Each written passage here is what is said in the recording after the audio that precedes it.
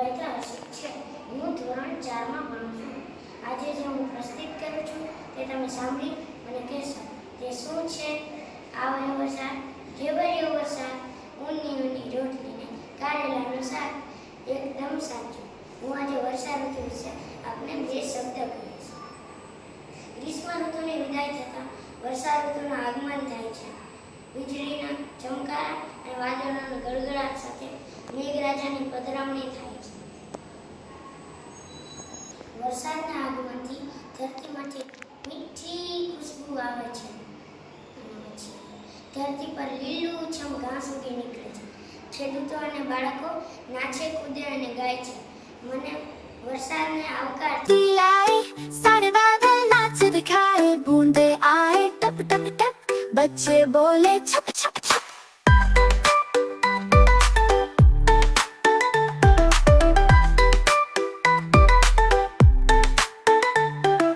छाता खोला, हवा चली, पानी में फिर नाव चली. कागज की छोटी सी थी, हंसते गाते सबने देखी. पापा लाए रेनकोट लाल, मम्मी बोली चलो संभाल. जूते पहनो, नीचे देखो, पानी में मत तुम भीगो. छोटी मछली नाचे ताल, ढोल बजकारे बिजली धमाल. मेंढक बोला टर टर टर, बारिश आई झर झर झर.